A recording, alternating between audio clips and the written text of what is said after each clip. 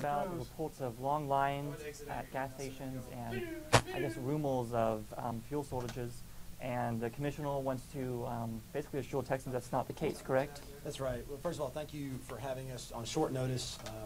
We've had a tremendous number of calls come in, people concerned about gasoline prices and shortages at gas stations, lines, prices, everything. And we want to try to get good information out there to people. You know, I actually live in the Houston area in a little town called Friendswood, and we were lucky our home wasn't damaged, but this has been a very traumatic experience for a lot of Texans, and now people around the state who weren't even in the hurricane path are being affected, and concerns are very high. And so we want to get out there, as I said, and give really good information to people about what is the reality, and hopefully get some of this stemmed as we understand what the real information is. Mm-hmm. And if you're joining us on Facebook, please feel free to post questions in the comments, and we'll get to them if we can. And if you're watching on our website, feel free to tweet questions with the hashtag #MyTexasTake. That's #MyTexasTake, and we'll address them as we see them. A lot of people are saying to us that, you know, regardless of whether or not there were all fuel shortages, if there are gas stations running out of fuel near them, you know, it's a fuel shortage for them. Right. What do you say to these Texans that are going to gas stations and facing long lines, seeing high prices, or even not being able to find gas in their neighborhood? Sure. Well, you know that's frustrating, right? I mean, it's scary for people when you go and you're like, oh my gosh, this gas station, there's 20 cars long, it's an hour wait. This one down the street is closed, and it'll panic you. It'll panic me. So I want to give some people some data first, just to understand. So right now in Texas, and keep in mind I'm an engineer, so I'm going to geek out on you a little bit. In Texas, there are about 15 refineries that have either been taken down due to the hurricane or are at reduced capacity. That reduced capacity is about 3 million barrels a day of crude processing, which equates to about 2 million barrels a day of gasoline. So 2 million barrels a day of gasoline is out of production right now. However, in the United States today, there are 230 million barrels of gasoline in inventory, in storage. So there is not a gasoline shortage in the United States. There is an inventory, there is a logistics issue. We've got to get that gasoline into the DFW area. Now, some are asking, well, if there's no gasoline shortage, why is there a logistics issue? Unfortunately, this is a case of somewhat of a self-fulfilling prophecy. It's like a run on the bank out of It's a Wonderful Life. Mm-hmm. People are hearing, my brother is a police officer up in the Dallas area, and people are hearing of concerns. They're texting each other, oh my gosh, you've got to go get gas right now. They're taking gas tanks, they're taking their Suburbans.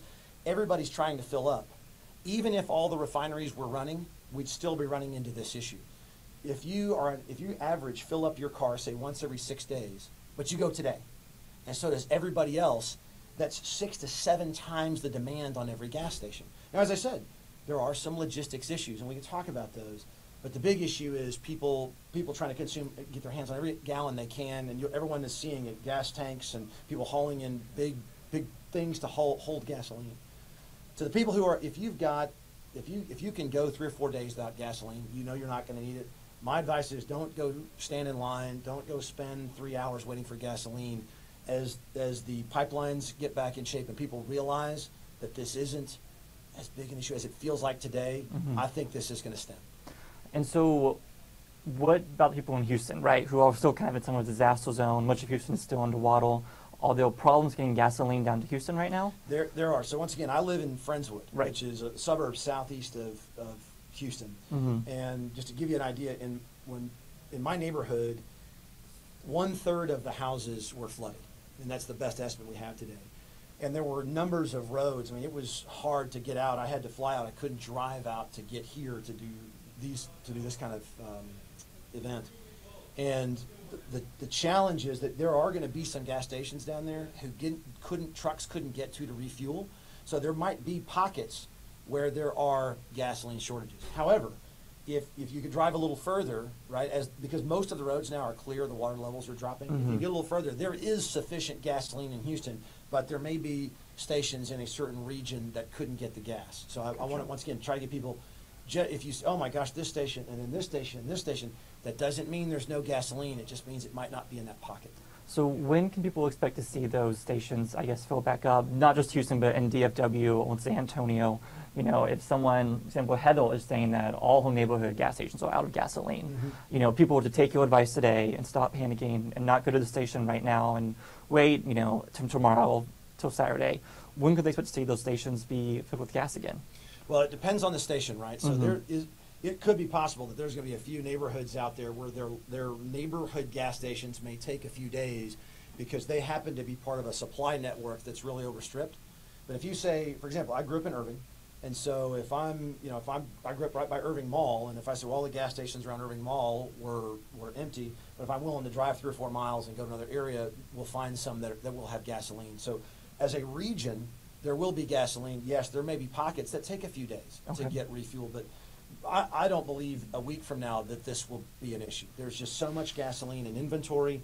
Pipelines are coming back online. The logistical problems are working out. So this is not going to be a long-term issue. How do you transport gas? How do you move gas to get to a station that might be a rural place like Canyon Lake, where we've heard reports of some stations being out? How do you, if there are no flood issues and no road closures in general, how do you move gasoline? Virtually every gas station in the United States, especially in Texas, is refilled by a truck.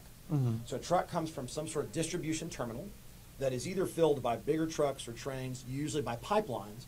So pipeline comes in and brings gasoline. The gasoline sits at that terminal. Trucks come by, fill up, and take that gasoline out to stations. And those trucks move on regular intervals. So once again, if a station uses regularly 10,000 gallons a day of gasoline, then they have trucks come by ready to fill that up. And let's say, for example, they get 100,000 gallons every 10 days, then that's the schedule that they're on. Well, if 10 times as many people go today, then the next scheduled truck would have been in 10 days. Now, those gas stations today, because of what's happening, are calling. They're not only calling their suppliers, they're calling other suppliers. I talked with the folks from Valero today. Valero's got more refineries in the United States and in Texas than anybody else. They talked about the fact that they're working with stations to get alternative sources for gasoline. So they're working right now to get those. But we're waiting on those trucks to get in there, and for some, it may be 2, 3, 4 days. Okay. We have a question from Nina on Facebook. Nina says she's not seeing a fuel shortage, but she is seeing price gate gouging. Yes. I know that's more of an AG issue typically, but can you address that and what Texas can do if they see this ridiculous prices at their gas stations? You know, and it is, and I'm not in the criminal business, and price gouging is criminal. So if you, and I will tell you that Attorney General Paxton has made several statements, very public, very direct, about the fact that as they're working through this, if there are complaints filed, they will investigate, and if they find gouging, they will prosecute. At this point, if you are seeing something like $10 gasoline, I'm not a criminal attorney, but that looks a lot like gouging, and those people are going to have to deal with those decisions to do that. Now, short-term market fluctuations, when there are short-term supply interruptions, that can have an impact on prices, and that doesn't necessarily mean it's gouging. It's just, hey, I'm having to order from alternative suppliers. I'm having to go to extenuating circumstances to respond to this demand, and so you may see 20, 30, 50 cents in a short-term period to respond to this run on the gas stations. But once again, there are no market conditions that should have that last for a very long period of time. And once again, when you start seeing dollars extra, then that tells you something's probably fishy. Okay. I'm out over my skis. That's not my area, and I know General Paxton is already on this, and he'll be researching it. If you're concerned about it, file the complaint form, and I guarantee they're gonna pursue that. And you can find that complaint form online, correct? Yes, sir. Okay. We have a question from Clayton. He wanted to ask you personally what you believe kind of caused this panic, right? Because there was something that made people rush to the gas pumps, and they're all an issue now with the stations all out without gas. Right. What was the spark, if you will? Yeah, Clayton, very thoughtful question. I mean, at the end of the day, we're out of gas, so what's caused this? The logistics of the oil and gas business are very complicated. As I've mentioned before, I'm actually an engineer, worked in this business for a long time, and I'm always learning new things. What happened was there was a broad story, which, oh my gosh, a lot of refineries are shut down, and that's a fact. And then you heard, there's a couple of pipelines shut down. That's a fact. Then there were a couple of people that speculated that there could be gasoline shortages, and a couple of news outlets picked up on those and told the story. And that is what began the whole process, is a couple of facts. Refineries are down, pipelines are down, there's going to be gas shortages. Oh my gosh. People started to go and fill up, and you started seeing short lines, then longer lines, then prices started going up. Then there was social media. As I said, my brother was seeing reports of people, hey, you better get gas now, it's running out, and then it's just kind of a public panic. Which is the big reason that we're here today. There is enough gas out there. In fact, there's plenty of gasoline out there. But if becomes a self-fulfilling prophecy, an initial spark of a couple of projections and a story along with some real facts, got everybody going, and it's created the dynamic that we're in. And I think you touched on this, but just because refineries are closed doesn't mean gas is out, right? The assumption that Texas relies on its gasoline only from refineries where Harvey hit would be wrong, That's correct? right. Give you some more geek numbers here. In the state of Texas, there are like 30 refineries, and about the state refines about 6 million barrels a day. So as I said, about half of that capacity is offline. Now, a lot of refined product in Texas doesn't stay in Texas. We only use something like 1 million barrels of refined product a day in the state. So we refine a lot more here than we need. Most of our gasoline and kerosene and diesel and jet fuel goes around the country or even goes overseas because we're a net refined product exporter. I can tell you that all of the gasoline suppliers, the oil companies, they're all focused on keeping that product here. So even if that product stayed offline for a long period of time, that will not cause gasoline shortages here. It's only a logistics issue. It's not a refinery capacity issue. Gotcha. We have one commenter, Jennifer, who says Phillips refineries are back up running again in their area, and she has relatives back at work today. Right. Do you have a sense of when refineries will be back up across the entire state and in the Houston area, or is that going to be a while? Some may be a while. Let me keep in mind that as the storm came through and started hitting Corpus, then loitered there, and then moved up northeast along the coast and hit Houston so hard, refineries shut down in stages. So the first ones that shut down preemptively were 3 in Corpus Christi and 1 north of Corpus Christi in a little town called Three Rivers. Those are all ready to come back online. They're starting them up now. They're working with some of the logistics around the port. They're not waiting, but they need the port to start up to give them sufficient crude supplies. But yes, they are already up and they're already starting, and we're hoping that they're going to be fully up and operational in maybe a couple of weeks. The ones that shut down most recently, like the Motiva Port Arthur refinery, which is one of our furthest east, it just shut down a couple of days ago. And so it may take a little longer for it to come back online. I'll be surprised if 2 months from now any of these refineries are down anymore. There may be one straggler that takes that long. Most of them are going to take, a couple, 3, maybe 4 or 5 weeks. Okay.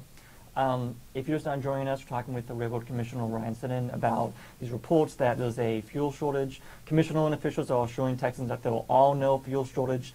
There may be gasoline out at gas stations at your areas. Given the nature of this interview, some may be late to this. Commissioner, do you want to repeat your message to Texans who may just now be jumping in? Sure. The big message here is this. While there are some refinery outages, there's some pipeline issues, so there's some logistics that are challenging. And once again, I know how frustrating this is for everybody, having been through this before. I was in Houston for Hurricane Ike when a lot of power is out, a lot of gas stations were out of gasoline for a few days, and it's scary. There's no question. But the big issue is here, how much gasoline is out of the market. While the refineries are down, there's 230 million barrels of refined gasoline in inventory. We just have to get that into the DFW area. And the refining companies, the gas stations, they're working on that right now. And normally, they would be able to handle it. But there has been this talk, this message from social media to just people talking to their friends, texting their parents, saying, oh my gosh, you got to go get gas. That's created a run on the gas stations. And just like a run on the bank, it takes time and logistics to refill those. And when 10 times as many people are going to the gas stations today and yesterday, that's what's causing people to run out of gas. So if your car's full, heck, if you know you can go 3 or 4 days and you've got enough gas, I would not be worried. There's going to be enough gasoline come back into the system. There may be a few pockets, as we said, where, man, it takes a while to get gasoline back here. It may be a rural area, but somewhere within driving distance, you're going to be able to find gasoline. We have a question from Bill on Facebook asking about reports that some store owners can limit how much fuel a store can purchase, right? Stores can be limited how much they can purchase, or limit how much fuel customers can purchase. Right. Can you talk about that and what that means? If that's a true rumor out there right now? Yeah, in fact, it's not a rumor. Part of the business process, the logistics are, and look, most gas stations are owned and operated by independent business people. Right? It's you may see some brand of gasoline, but that's usually a contract with the store owner who runs that store to buy that gasoline. So that store owner can make whatever decisions they want to. And if they feel like, look, we we don't want to allow these people to come in and fill up these gigantic gas tanks when there's people that want gas. They may make a decision, well, you can only take 20 gallons today because I want to make sure everyone in my community has gas. Another thing that will happen is if there are runs on the gas stations, that some of the suppliers may decide, hey, we want to make sure all the regions are getting gasoline, so they may limit how much gas stations can purchase as well. I'm not aware of any massive limitations that are going on right now, and part of it is there's a concern that could help fuel the scare, right? Oh, right. I heard that this gas station's only selling 10 gallons right now, and it fuels the panic. So people are trying to really be thoughtful about how we can, look, I've heard a couple rumors about are there people being scared that there's going to be some sort of fist fights. I haven't heard anything yet. It probably has happened just because of the level of emotion that's involved here. And how big Texas is, right? How big Texas is, right. And the number one thing that I want to prevent, knowing all these numbers, is man, we don't want that to happen. That's not good for anybody, and there's no reason for that to happen, especially when we're going through this disaster in Houston, and you see so many people sharing everything from food and water and shelter with friends who lost homes, who are helping cut out sheetrock. To have misinformation about gasoline supplies, causing real distress is a shame. So we want to try to prevent that. Right. I know you already touched on this, but a lot of people are asking again about price gouging. Sure. And what can be done about that, and what does regular price increases look like versus what does price gouging and price increases look like?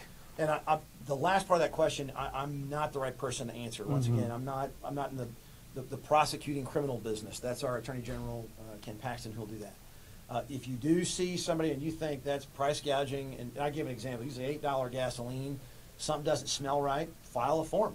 Say, hey, I think there was price gouging here.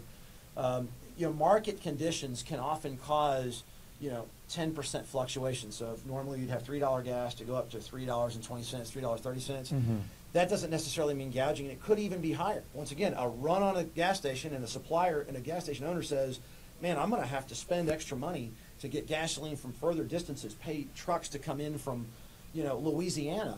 He's got to figure that in, and that's good business decisions. That's making sure that he's passing on his additional cost because of this run onto customers.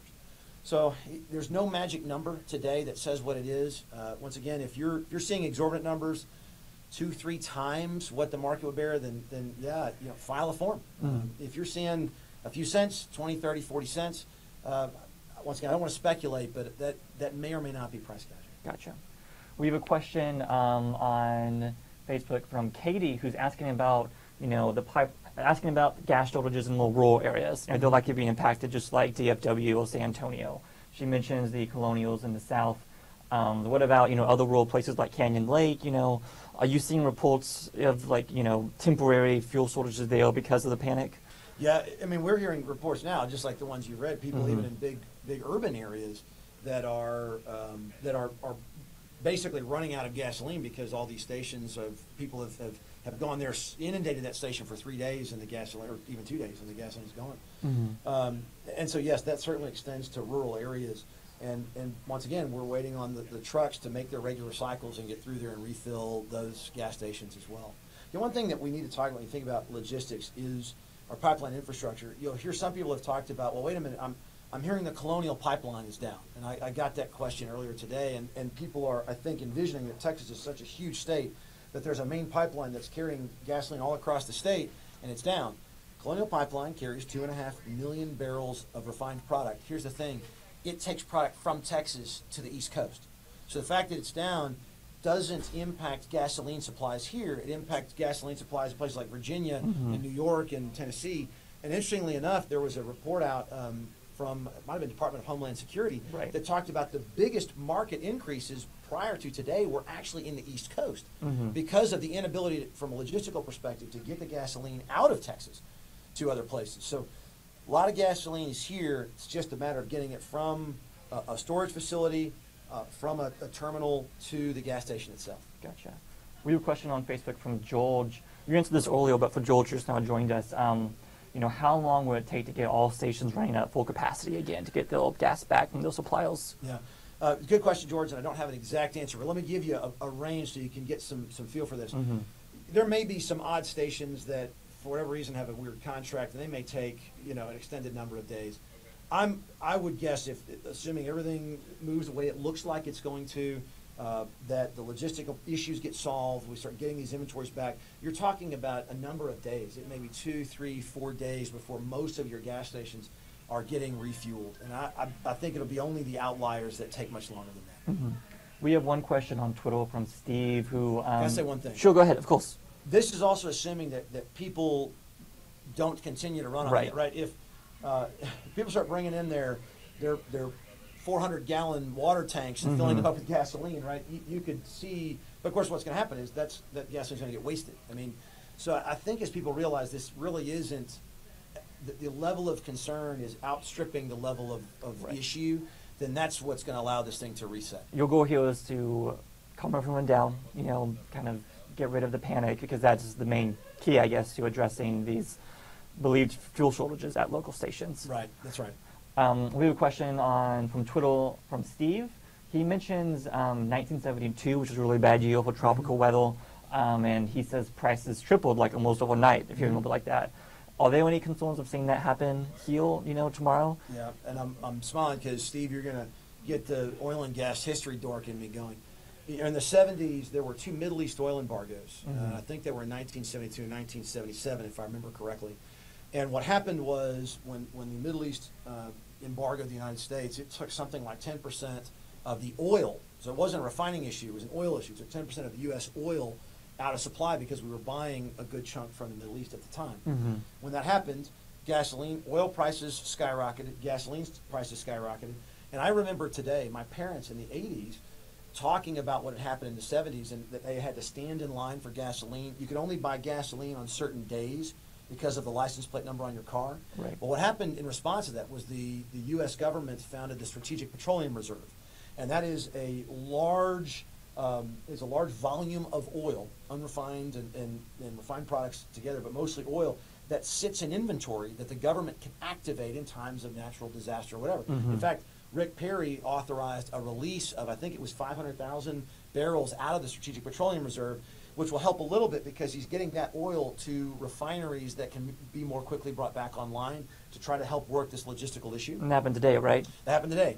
So once again, we have put precautions in place, and it's a long way of saying what happened in the 70s today because of the Strategic Petroleum Reserve and 230 million barrels of gasoline inventory currently in the United States, just in, and most of that's in private companies, private corporate inventories. It'd be very difficult to get to a point that we were in the 70s. Right. You know, somebody asks on Facebook, you know, if Rick Perry did this and there was no fuel shortage, why did he do that, right? Can you, like, address that kind of question or concern? So I think it was to try to alleviate the concern. I didn't talk to Rick about it directly, or Secretary Perry, I should say. I believe that people are taking measures because, once again, it's one thing for me to sit here and say this, and it's, well, what all can we do to help alleviate a panic? Right. And if one thing is to make a statement, we're going to release oil out of the Strategic Petroleum Reserve, does that help alleviate some of those concerns? And especially, look, if people start seeing that gasoline is getting back to gas stations even faster than it would normally, it's another thing that can help alleviate concerns. Even though there's not a shortage of gasoline, it's helping overwhelmingly respond to make people feel at ease. Okay. We only have a few minutes left here, so if you have any last-minute questions, please get them in soon, and we'll address them if we have time.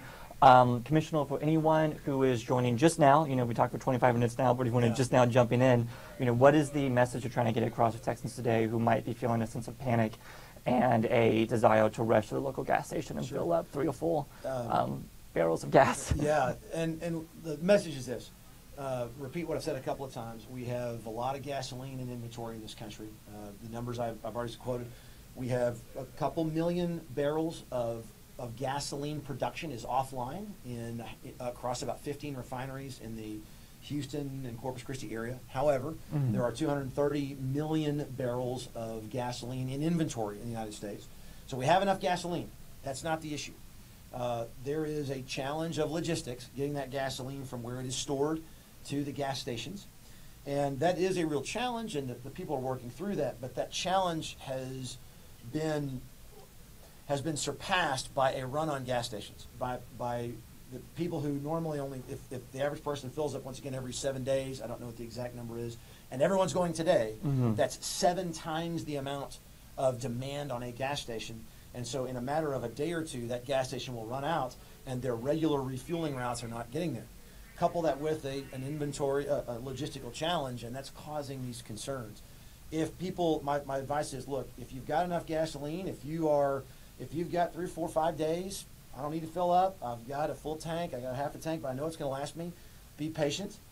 You are going to see that these logistical issues will get resolved, but more importantly, you're going to see that as people have stocked up at home and they've got their cars all full and there's no reason to go get more gasoline, it gives it time for the system to respond, and this is not going to last a long time. There's nothing in the market that will make anybody not be able to get gasoline, but you may have to drive a little ways. There may be some pockets, maybe some neighborhoods, some regions where the trucks couldn't get in there quickly enough. So you may have to drive 10 miles to get gasoline, but there is enough gasoline. Bear with the system, bear with everybody as they work through this. Is there any place people can go to see where they can find gasoline near them, like a place that shows the availabilities of gas stations? Or is that, and that obviously there are a lot of companies, maybe hard to have that centralized, but that was something that one of all people here asked yesterday. They were trying to find gas in Houston and they didn't know where to go. Is there a place they can look for that? That's a good question. I have heard there's some apps out there that do that, but right now I don't know how accurate those apps would be because of the dynamic where there's so many people running to gas stations. So I don't have an answer to your question. We'll look that up, and if we can find something, we'll tweet it out and let people know where that is. Good question. Okay, great. Question from Daryl on Facebook about the logistics problems. Is there a shortage of trucks because of the damage that Harvey may have caused? Or is that an issue that is affecting any possible transportation of fuel? That's a good question. But I have not heard of any. And I think if there was a big shortage of trucks, that I would have heard that. So I don't think there is. There might be a few out of commission, but in general, I think the trucking capacity is there. It's more getting allowing the trucks to circulate and get enough gasoline out on their regular schedule versus having to move at a much more rapid pace because of the increased demand with this run. Gotcha. And one last question from Samuel on Facebook. What about us ranchers outside of Houston and the rural areas? Will they be able to get gas to those areas again soon? Yeah. Everything we know in the market says yes, and it's a good question. Several people have asked about the rural communities. I don't have any specific answers separate from everywhere else, but look, the same routes are going to be traveled. The trucks are going to get out there as quickly as they normally do. And once again, having talked to some of the oil and gas producers, they're working today to increase those, to work logistical issues, to respond even more quickly. So I don't suspect there may be a few pockets out there, but I think everyone's going to be resupplied over the next few days, and this issue will diminish substantially. Okay, sounds great. Well, I think that's all the time we've had. Thank you, Commissioner, for joining us. You want to say anything last things to our audience before you head out? Yeah, just once again, my heart's with everybody. My family and our friends in Friendswood and Houston have experienced a lot of tragedy. I will tell you, though, it's been really special to see how Texans have come together. I mean, I can't tell you how many people were driving private vehicles and boats to help rescue people. You go to shelters, and people that didn't know if they were going to be able to restock their own food were bringing their food and water to shelters for people who had lost homes. We've been out helping remove sheetrock. My family been out helping remove sheetrock. Anything. It's been really amazing to watch people come together. And so anyway, my heart's out to everyone who's dealing with this. We certainly experience it personally. And as far as this issue goes, we're going to try to stay as up to date as we can and push information out either through Facebook or Twitter or through our webpage. So please don't hesitate to come on. I know there's a lot of people with questions. We certainly didn't get to all of them, but we're going to do our best to keep everybody supported as we can. Where can people find you or follow you on Facebook and Twitter and online? It's easy to find me. Ryan Sitton, RyanSitton.com is my website. And then you can link to Facebook and Twitter from there. I think my